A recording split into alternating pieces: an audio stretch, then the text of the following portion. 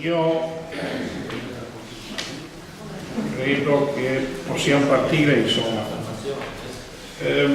Ho voluto e abbiamo voluto come Regione fare questa serata perché ovviamente nel territorio c'è parecchio movimento, non c'era nessun obiettivo di parte per cui se no avremmo fatto i comizi o tutte le cose insomma che succedono in giro per il territorio, ma come assessore regionale di questo territorio e soprattutto facente parte della Giunta Zaia, c'era la volontà di chiarire tutta una serie di aspetti. Il titolo, infatti, Ospedale Unico, punto di domanda, era per capire da dove arriviamo, se capiamo da dove arriviamo evitiamo tutta una serie di confusioni da una parte, equivoci dall'altra, dubbi dall'altra ancora e soprattutto magari dove vogliamo andare o cosa possiamo fare comprendendo questo. Le amministrazioni si muovono per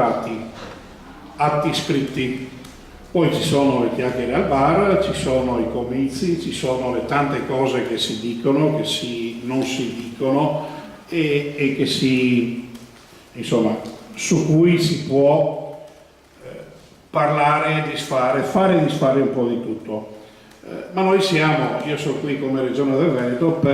proprio per illustrare quelli che sono stati gli atti che hanno portato a un ragionamento di ospedale unico. È ovvio, noi abbiamo, e lo devo dire come problema del Consiglio regionale,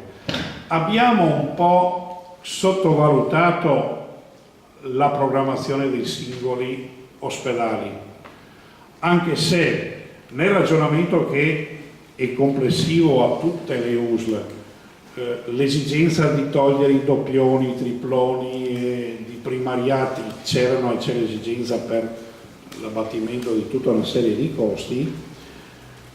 era anche ed è anche ovvio che nel nostro ragionamento politico il specializzare un ospedale in una versione e uno nell'altra rispetto ai suoi dati storici lo stavano soprattutto dal punto di vista dei primariati, non solo e non tanto in quella del spostare interi reparti per far girare le ambulanze ai cittadini. Qui noi siamo stati un po' imprecisi nella nostra...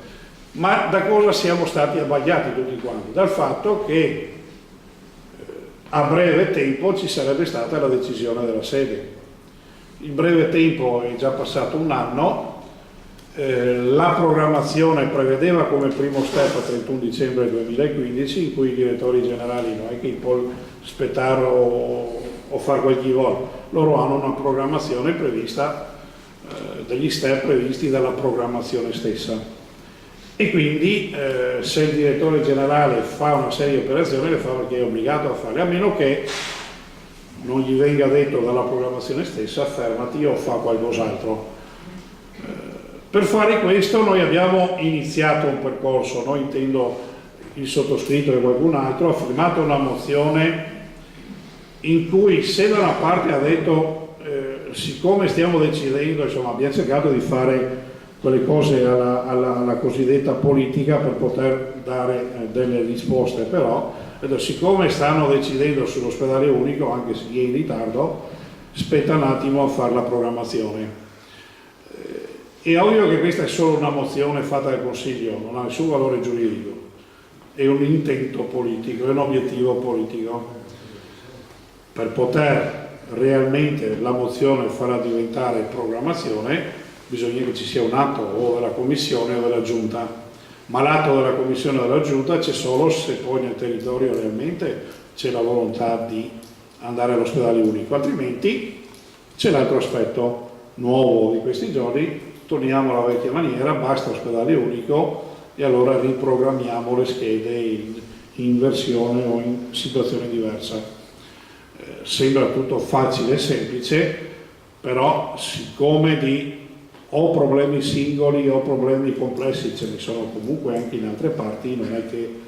prendi in 2 giorni fai le cose, c'è bisogno comunque di tutta una serie di passaggi tecnico-giuridici e burocratici, per cui i tempi non sono così semplici e veloci rispetto alle tante dichiarazioni che si fanno.